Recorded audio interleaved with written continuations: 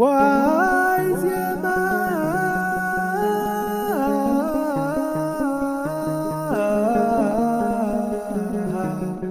ዘሰማይ ኩበ ሰማይ ድጋሚ ከመይ ፀኒሕኩም እግዚአብሔር አምላኽና ነቲ ንህና ግብሪ ከይተመልከተ በቲ ንሓስቦ ንዛረቦ ንሰርሖ ከይፈረደ ሂወትና ነስተኻኽለሉ እዚ ግዜ እዚ ሂቡ ናብ ሰዓት እዚ ስለ ዘብፅሐና ደጊምና ደጋጊምና ክብሪ ናይ ባዕሉ ዋላ እንተኾነ ሽሙ ዝኸበረን ዝተመስገነን ይኹን። እሺ እምበኣር ግዜና እውን ሰዓት እውን ውስድ ኣቢለ እየ መፅየ እንደገና ሰዓት ምቕታል ከይኸውን ቀጥታ ናብቲ ናይ ሎማዓንቲ ትምህርትና ኢና ክንኣቱ ማለት እዩ።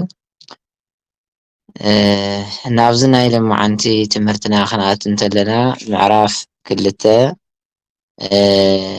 ናይ ሕጊ ክፍሊ ዝብል ኢና ኣቋሪፅናዮ ነበርና ኣብ ዝሓለፈ። ቅድሚ ናብዚ ምእታውና ግን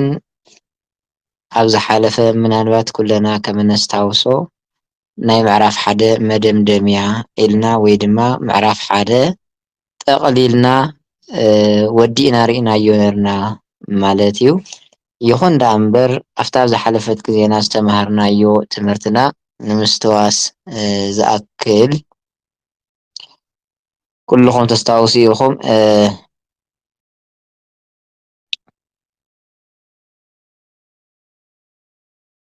ናይ ቅዱሳት መፅሓፍቲ ኣተኣኻኽባ ብዝብል ርእሲ ሪእና ማለት መፅሓፍ ቅዱስ ካብ መጀመርያ ጀሚሩ ከመይ ኢሉ ከም ዝተኣኻኸበ ብዝተወሰነ መልክዑ ሪእና ነይርና ኢና። ካብኡ ሓሊፉ እውን ክሳብ 4 ዝኣኽሉ ቤተ እምነታት ወይ ደሞ ናይ ሃይማኖት ተቋማት መፅሓፍ ቅዱስ ዝቕበሉን ናይ መፅሓፍ ቅዱስ ኣቀባብልኦምን ዘለዎም ኣፈላለያ ሪእና ነይርና ማለት እዩ። ከም ኣብነት ኦርቶዶክስ፣ ካቶሊክ፣ ፕሮቴስታንት እና ናይ ኣይሁድ እምነት ኢልና ብንእሽትለዩ ካብቶም መፅሓፍ ቅዱስ ዝቕበሉ ቤተ እምነታት ግን ኣብቲ ናይ መፅሓፍ ቅዱስ ኣቀባብላ ድማኒ ዘለዎም መንገዲ ዘለዎም ብዝሓትን ውሕደትን ብዝተወሰነ መልክዑ ተመልኪትና ነይርና ኢና። ኣብ መወዳእታ ድማኒ ልክዕ ከምቲ ትሪእዎ ዘለኹም ናይ መፅሓፍ ቅዱስ ክፍላት ኢልና መፅሓፍ ቅዱስ ብክልተ ዓበይቲ ክፋላት ክኽፈል ከም ዝኽእል ኣብ ክልተ ዓበይቲ ነገራት መቂልና ክንሪኦ ከም እንኽእል እውን ሪእና ነይርና ማለት እዩ። ንሶም ድማ ብሉይ ኪዳንን ሓድሽ ኪዳንን ኢልና ኣብ ክልተ መፅሓፍ ቅዱስ እዚ ብምልኡ ኣብ ክልተ መቂልና ወይ ድማ ከፊልና ሪእናዮ ነይርና ማለት እዩ። እንደገና መፅሓፍ ቅዱስ ኣብ ክልተ ምምቃልና ጥራይ ዘይኮነ መፅሓፍ ቅዱስ ኣብ ክልተ ምኽፋልና ጥራይ እንተይኮነስ ብሉይ ኪዳን ኣብ 4 ሓድሽ ኪዳን እውን ብተመሳሳሊ ኣብ 4 ከፊልና ድሞ ክንሪኦ ከም እንኽእል ጥቁም ኣቢልና ሓሊፍና ንርና ማለት እዩ። ብቐዳማይ ከም ኣብነት ኣብ ብሉይ ኪዳን ወይ ከዓ ጠቕላላ ናይ ብሉይ ኪዳን መፅሓፍቲ እዞም 39 ናይ ብሉይ ኪዳን መፅሓፍቲ ኣብ 4 መዲብና ክንሪኦም ከም እንኽእል ወይ ድማ ብ4 ምድብ ክምደቡ ከም ዝኽእሉ ብንእሽትለይ እውን እንተኾነ ኣርእስቱ ተላዒሉ ነይሩ ማለት እዩ። ብቐዳማይ ንሱ እውን መጀመርያ ናይ ሕጊ መፅሓፍቲ ተባሂሎም ዝቕመጡ ኣለዉ። ካብ ናይ ሕጊ ሓሊፎም ናይ ታሪክ ተባሂሎም ዝቕመጡ መፅሓፍቲ ኣለዉ። ካብኡ ናይ መዝሙር ወይ ድማ ናይ ጥበብ መፅሓፍቲ ተባሂሎም ተዘርዚሮም ዝተቐመጡ ኣለዉ። እቶም ናይ መወዳእታና 4ይ ድማ ናይ ትንቢት መፅሓፍቲ ተባሂሉ ብሉይ ኪዳን ጥቕልል ብዝበለ ብ4 መንገዲ ከፊልና ክንሪኦ ከም እንኽእል ኣብ ዝሓለፈ ንንእሽትለዩ ሪእናዮ ነይርና ማለት እዩ። ስለዚ ሎማዓንቲ እውን በቱ ቃል ንሱ መሰረት ናይ ምዕራፍ 2 መባእታ ናይ ሕጊ ክፍሊ ወይ ደሞ ናይ ኦሪት ክፍሊ ኢልና ኢና ንንእሽትለይ ግዜ ፃንሒት ክንገብር ማለት እዩ። ስለዚ ናይ ሕጊ መፅሓፍቲ ክንብል እንተለና መጀመርያ ወይ ድማ ናይ ኦሪት ክፍሊ ናይ ኦሪት መፅሓፍቲ ክንብል እንተለና ኦሪት ማለት ብሓፂሩ ሕጊ ማለት እዩ። ኦሪት ማለት ሕጊ ማለት እዩ። ከምዚ እውን ይብል ኦሪት ዝብል ቃል ብቋንቋ ሱሩስት እንትኸውን ኦሪት ዝብል ቃሉ ቀጥታ ቃሉ ናይ ሱሩስቲ ቃል እዩ። ትርጉሙ ድማ ናብ ትግርኛ ክነምፅ እንተለና ብርሃን ማለት እዩ። ብዕብራይስጢ ቶራ ይብል ብግሪክ ወይ ድማ ብፅርኢ ቋንቋ ኖሞስ ይበሃል። ትርጉሙ ድማ እንደገና እዚ ሕጊ ማለት እዩ። ስለዚ ኦሪት ዝብል ቃል ብዙሕ ትርጉም እኳ እንተሃለዎ ብቀሊሉ ወይ ከዓ ብንእሽትለይ ክንሪኦ ከለና ግን ብርሃን ዝብል ፍታሕ ኣለዎ። ሕጊ ድማ ብዋናነት ኣለዎ። ስርዓት ዝብል እውን ኣለዎ ማለት እዩ። ስለዚ ነዚ እውን ቅዱስ ዳዊት ሕግኻ ንእግረይ መብራህቲ ንመንገደይ ድማ ብርሃን እዩ ይብል ቅዱስ ዳዊት ኣብ መዝሙር 118 ቁፅሪ 105 ሕግኻ ወይ ድማ ማለት ሕግኻ ናይ እግዚኣብሔር ሕጊ ማለት ናይ እግዚኣብሔር ቃል ማለት ወይ ድማ ኦሪት ንብሎ ዘለና ማለት እዩ። እቲ ቃልካ እቲ ሕግኻ ንእግረይ መብራህቲ ንመንገደይ ድማ ብርሃን እዩ ይብል ማለት እዩ። ስለዚ ኣብ መፅሓፍ ቅዱስ ድማ ኦሪት ተባሂሎም ዝፅውዑ 5 መፅሓፍቲ ኣለዉ። ኣብ መፅሓፍ ቅዱስ ኦሪት ኦሪት ንኣብነት ኣብዚ እኒአው ተዘርዚሮም ኦሪት ዘፍጥረት፣ ኦሪት ዘፀአት፣ ኦሪት ዘሌዋውያን፣ ኦሪት ዘኍልቍ፣ ኦሪት ዘዳግም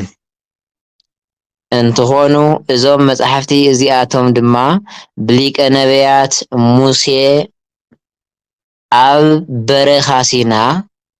ቅድሚ ልደት ጎይታና ኢየሱስ ክርስቶስ 1400 ዓመት ቅድሚኡ ማለት እዩ ቅድሚ ልደት ጎይታና ኢየሱስ ክርስቶስ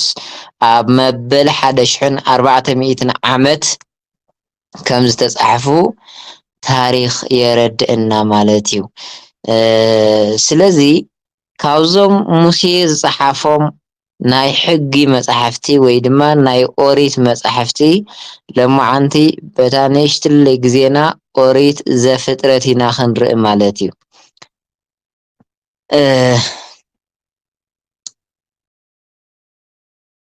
ኣብ መፅሓፍ ቅዱስ ከም ተቀድመ ኣቢለ ዝበልክዎ ኦሪት ኦሪት ኦሪት እናተባሃሉ ዝፅውዑ 5 መፅሓፍቲ ከም ዘለው ልክዕ ከም እትሰማዕክሞ እዩ። እቲ ናይ መጀመርያ ደሞ ኦሪት ዘፍጥረት እዩ። እዚ ማለት ናይ ስነ ፍጥረታት ኣፈጣጥራ ወይ ከዓ ኣፈጣጥራ ብምግላፅ ስለ ዝጅምር ዘፍጥረት ተባሂሉ ይፅዋዕ። ኦሪት ዘልደት ተባሂሉ እውን ይፅዋዕ እዩ። ምክንያቱ ናይ ኩሉ ስነ ፍጥረት ዝዘንቱ ወይ ከዓ ዝናገር መፅሓፍ ስለ ዝኾነ ኦሪት ዘፍጥረት ኦሪት ዘልደት እናተባሃለ ይፅዋዕ እዩ ማለት እዩ። ኦሪት ዘፍጥረት 50 ምዕራፍ ኣለዎ። ኦሪት ዘፍጥረት ክንብል እንተለና ምናልባት ቀሊል ኣይኮነን 50 ምዕራፍ ዝሓዘ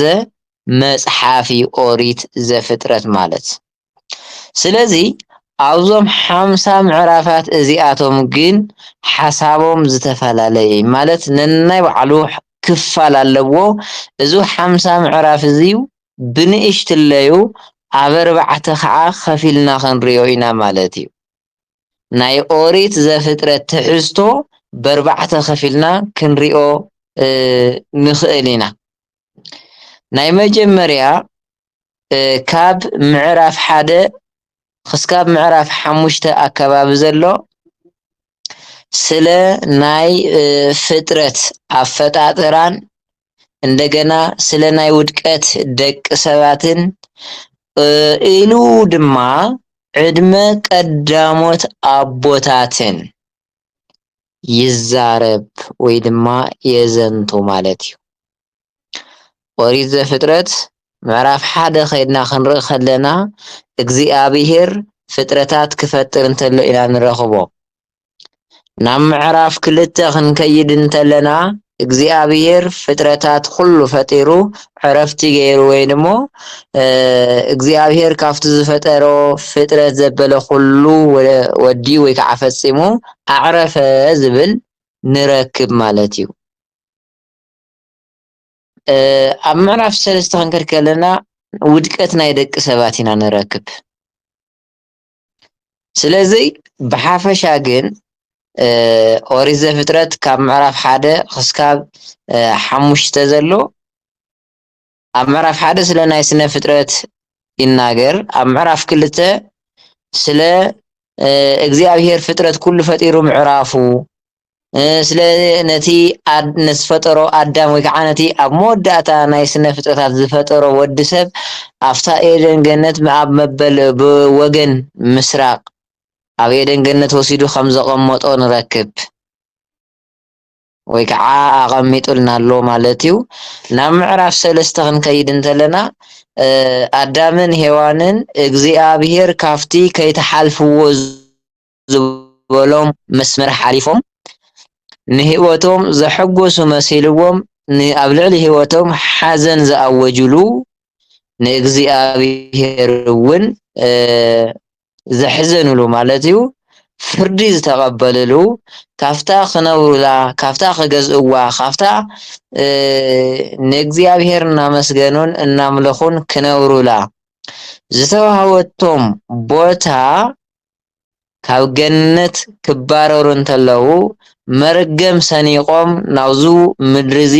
ወይ ከዓ ናብዚ ዓለም እዚ ክመፁ ኢና ንርኢ ማለት እዩ ኣብ ምዕራፍ 3 እንደገና ምዕራፍ 4 ከይካውን ብተመሳሳሊ ናይ ቃኤልን ናይ አቤልን ምግርጫ ወይ ከዓ ምቅታል ቃኤል ንሓው ንአቤል ክቀትል ከሎ ንረክብ። ኣብ ምዕራፍ 5 ደግሞ ትውልድ ናይ አበው ኢና ንረክብ ማለት እዩ። ስለዚ ኦሪት ዘፍጥረት እቲ ናይ መጀመርያ ክፍሉ እዚ እዩ። እንደገና ካልኣይ ካብ ምዕራፍ 6 ክሳብ ምዕራፍ 11 ዘሎ ወዲ ሰብ ኣብ ሓጢአት ምውዳቁ እንደገና ማለት እዩ መቕፃዕቱን ብዛዕባ ግንቢ ወይ ከዓ ህንፃ ባቢሎንን ንረክብ። ኣብ መጽሓፍ ቅዱስ ብቁፅሪ ብቀሊሉ ክውሰኑ ዘይኽእሉ ምዕራፋት ኣለዉ። ኮታስ መጽሓፍ ቅዱስ ካብ ኦሪት ዘፍጥረት ክስካብ ራእይ ዮሃንስ ብጣዕሚ ብዙሓት ምዕራፋት ኣለውዎ። ይኹን ደኣ እምበር ኣብ መጽሓፍ ቅዱስ ሙሉእ ግን ናይ ዓለም ታሪክ ዘለዎ ወይ ከዓ ዝናገር ኣብ መጽሓፍ ቅዱስ ውሽጢ 11 ምዕራፍ ጥራይ እዩ። ንኣብነት ኦሪት ዘፍጥረት ካብ ምዕራፍ 1 ክሳብ ምዕራፍ 11 ስለ ናይ ዓለም ታሪክ እዩ ዝነግረና። ስለ ናይ ዓለም ታሪክ እዚ ክበሃል ከሎ ስለ ናይ መላእ ደቂ ሰባት ማለት እዩ። ካብ ምዕራፍ 12 ጀሚሩ ዘሎ ክንመፆ ኢና ማለት እዩ እና ክሳብ ምዕራፍ 11 ዘሎ ግን ናይ መላእ ዓለም ታሪክ ናይ ሙሉኣት ደቂ ሰባት ከም ኣብነት ኣብ ምዕራፍ 6 ክንከድ ከለና ደቂ ሰባት ድማ ኣብ ቅድሚ እግዚአብሔር ክፉእ ይገብሩ ነበሩ ይብል። ካብ ምዕራፍ 12 እንዳዓለ ዘሎ ደቂ ሰባት ዘይኮነሲ እስራኤላውያን እንዳበለ እዩ ዝኸይድ ማለት ካብቶም ካልኦት ሕብረተሰብ ፍልይ ኣቢልዎም ይኸይድ ማለት እዩ። ስለዚ እዚ ኦሪት ዘፍጥረት ካብ ምዕራፍ 1 እስካብ ምዕራፍ 11 ዘሎ ናይ ዓለም ታሪክ ዝሓዘ መጽሓፍ ወይ ከዓ ምዕራፍ እዩ ማለት እዩ። ካብ ምዕራፍ 12 ጀሚሩ ዘሎ ግን ዋላ ብሉይ ኪዳን ጠቕላላ ክንሪኦ ከለና መብዛሕትኡ ግዜ ኣብ እስራኤላውያን ትኩረት ዝገበረ እዩ። በቃ እስራኤላውያን በቶም ናይ ጎረቤታቶም ኣህዛብ ሕጊ ወይ ከዓ ኣምልኾ ወይ ድማ ዘለዎን ከይዲ ሂወት ቀኒኦም ካብ እግዚኣብሔር ይወፁ ከም ዝነበሩ ሓደ ግዜ ናብ ጭቃ ይወድቁ ሓደ ግዜ ይንስሑ ሓደ ግዜ ምሕረት እግዚኣብሔር ይርሕቆም ሓደ ግዜ ከዓ እግዚኣብሔር እንደገና ብምሕረቱ ይምለሶም ከምኡ እናበለ ዋላ ጥራይ ናይ እስራኤል ታሪክ እንዳዘንተወልና ዝኸይድ ማለት እዩ ኣብ ኦሪት ዘፍጥረት ካብ 1 እስካብ 11 ዘሎ ግን ጠቕላላ ናይ ዓለም ታሪክ እዩ ዝነግረና ዋላ ምዕራፍ 7 ከይድና ክነንብብ እንተለና ኣብ ኖህ ዘመን ዝነበረ ናይ መላእ ዓለም ታሪክ እዩ ዝነግረና ናይ መላእ ዓለም ታሪክ ማለት እዩ ስለዚ ኦሪት ዘፍጥረት እቶም ክልተ ክፋላት ከምቶም ተቐሚጦም ዘለዉ እቲ ቀዳማይ ካብ 1 እስካብ 5 ናይ ስነ ፍጥረትን ወይ ከዓ ናይ ኣፈጣጥራ ፍጥረትን ውድቀት ደቂ ሰባትንና ዕድመ ቀዳሞት ኣቦታትን ወይ ድማ ኣበው ንብሎም ማለት እዩ ካልኣይ ካብ ምዕራፍ 6 እስካብ ምዕራፍ 11 ዘሎ ኣብ ወዲሰብ ማለት ወዲሰብ ኣብ ሓጢአት ምውዳቁ ምዕራፍ 6 ክተነብቡ እንተለኹም ኦሪት ዘፍጥረት ብጣዕሚ ደቂ ሰባት ናብ ዘስካሕክሕ ማንነቶም ክገልፅ ናብ ዘይኽእል ናይ ሓጢአት ጉድጓድ ወዲቆም ከም ዝነበሩ እዩ ዘርእየና ማለት እዩ ካብዚ ዝተላዕለ እውን ኣብቲ ኦሪት ዘፍጥረት 11 ከይድና ክነንብብ እንተለና ኣብቲ ናይ ህንፃ ባቢሎን ወይ ከዓ ግንቢ ባቢሎን እንብሎ ምስ እግዚኣብሔር ንምውጋእ ክስካብ ዝሓሰብሉ ኮይ ታው ደሞ ኣብ ክንክር ከለና ንሳቶም ናብ እግዚኣብሔር ንምብፃሕ ዝገበርዎ ፃዕርን ካብ እግዚኣብሔር ዝተቀበልዎ መፅፋዕት ወይ ከዓ መግረፍትን ነንብብ ማለት እዩ እዚ ተኻላይ እዩ ሳልሳይ ድማ ካብ ምዕራፍ 12 ክስካብ ምዕራፍ 26 ዘሎ ጉዕዞ እምነት አብርሃምን ጥፍኣት ሶዶምን ጎሞራን እንደገና ታሪክ ይስሐቅን ንርኢ ማለት እዩ ሰለስተ ዓይነት ኣሎ ማለት እዩ ካብ ምዕራፍ 12 ጀሚሩ ክተንብቡ እንተለኹም እግዚኣብሔር ንኣብርሃም ዝፀውዓሉ ምዕራፍ እዩ ምዕራፍ 12 ኣብርሃም ኣብርሃም ካብ ዓድኻ ካብ ኣዝማድካ ካብ ቤተሰብካ ተፈሊኻ ናፍታ ኣነ ዝወስደካ ናፍታ ኣነ ዘርእየካ ምድሪ ወይ ከዓ ዓዲ ውፃእ ኢሉ ንኣብርሃም ካብ ቤተሰቡ ፈልዩ ናፍታ ንሱ ዝመረፀሉ ቦታ ክወስዶ ከሎ ኢና ንርኢ ካብዚ ጀሚሩ መፅሓፍ ቅዱስ በቃ ታሪኹ ኣብ እስራኤላውያን እዩ ዘትኩር ካብ ኣብርሃም ይጅምር ናብ ይስሐቅ ይሻገር ናብ ያዕቆብ ካብኡ ናብ ደቂ ያዕቆብ ናብቶም 12 እስራኤላውያን ከምኡ እናበለ ከመይ ኢሎም ምስ ኣሕዛብ ይዋግኡ ከም ዝነበሩ ከመይ ኢሎም ምስኦም ኣምልኾ ጣዖት ይለማመዱ ከም ዝነበሩ ዋላ ናብ ነቢያት ክንኣቱ ከለና እውን ትንቢት ዝናገሩ ዝነበሩ ካብ እስራኤል ዝወፁ ስለ ክርስቶስ ማለት እዩ እና ኣብዚ 12 ክንከደልና ኣብርሃም ኢና ንረኽቦ ማለት እዩ ካብዚ ንንከ ናይ ኣብርሃም ታሪክና ንረክብ ቀፂሉ ኣብ ምዕራፍ 19 ናይ ሰዶምን ጎሞራን ሓጢአትን መቕፃዕቶምን ሓጢአቶም እሲ ንምስራሕ ዘይኮነስ ንምንጋር ንምሕሳብ እውን ንእሽተን ዘፀግም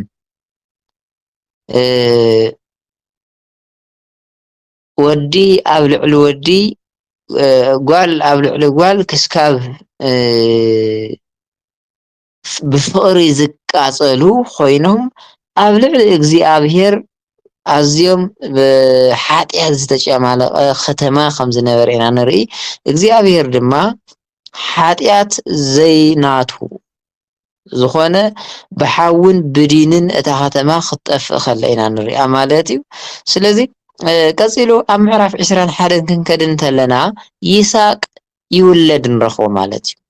ናይ ይስሐቅ ልደት ኢና ንረኽቦ ኣብርሃም ኣብ መበል 100 ዓመቱ እግዚኣብሔር ብምሕረቱ ርእይዎ ይስሐቅ ክህቦ ከሎ ወይ ከዓ ንይስሐቅ ክወልድ ከሎ ንረኽቦ ስለዚ ኦሪት ዘፍጥረት ካብ ምዕራፍ 12 ክሳብ 26 ዘሎ ታሪክ ነዚ ይመስል ካብ ምዕራፍ 27 ክሳብ ምዕራፍ 50 ወይ ድማ መወዳእታ ዘሎ ግን ታሪክ ያዕቆብን ዮሴፍን ከምኡ እውን ምውራድ እስራኤላውያን ናብ ግብፂ የርእየና ወይ ድማ ይነግረና ካብ ምዕራፍ 27 ጀሚሩ ኦሪት ዘፍጥረት ናይ ያዕቆብ ታሪክ ከዓ ንረክብ እንደገና ንእሽተይ ኪድ ክንብል ተለና ናብ 37 ምዕራፍ ኣከባቢ ደቂ ያዕቆብ ንዮሴፍ ሓዎም ክሸጥዎ ከለዉ ንርኢ ቅፅል ኣቢሉ ኣብ ምዕራፍ 42 ክንከድ እንተለና ደቂ እስራኤል ማለት ያዕቆብ እዩ ናይ ያዕቆብ ሽም እስራኤል ማለት ናይ ያዕቆብ ሽም እዩ ስለዚ እግዚአብሔር በዓል እዩ ንስኻ ደጊም ያዕቆብ ኣይትበሃልን እስራኤል ኢኻ ክትበሃል ኢሉ ሽሙ ዝቀየረሉ እግዚአብሔር እዩ ማለት እዩ ስለዚ ደቂ እስራኤል ክንብል ተለና ደቂ ያዕቆብ ማለትና እዩ ካብ ምዕራፍ 42 ጀሚሩ ደቂ ያዕቆብ ወይማ እቶም ደቂ እስራኤል 12 ነገድ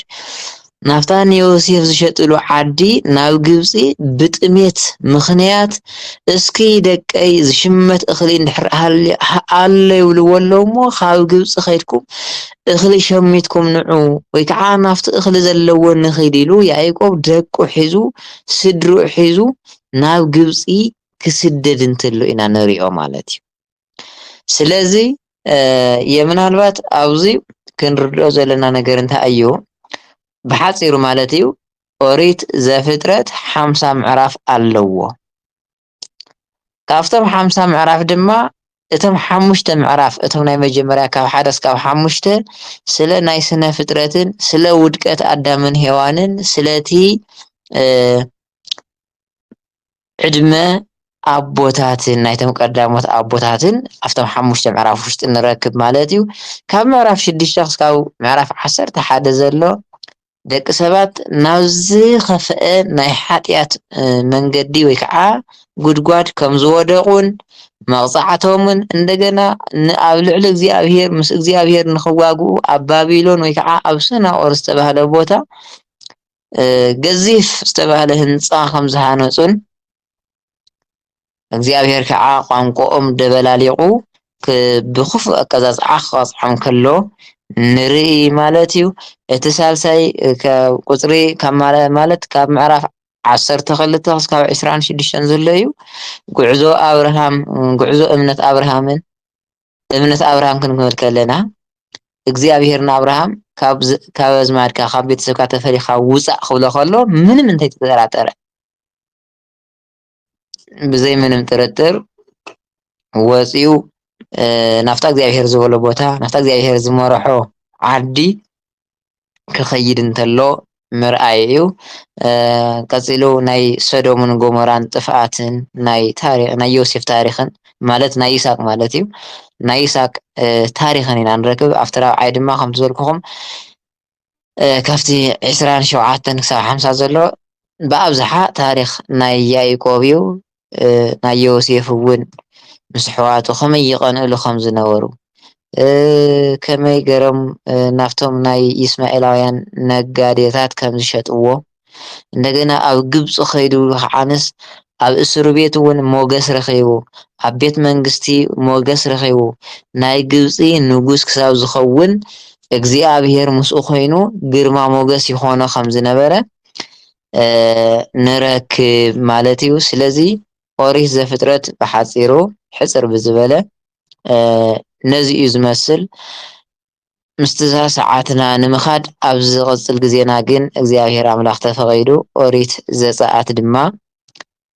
ብዝተኻኣለና መንገዲ ንምርኣይ ክንሞክር ኢና ማለት እዩ ሎማዓንቲ ግን ዝነበረና ግዜ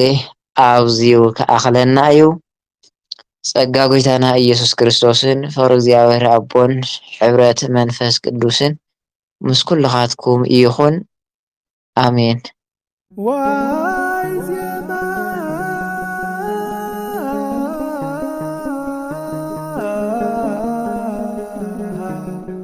ዘሰማ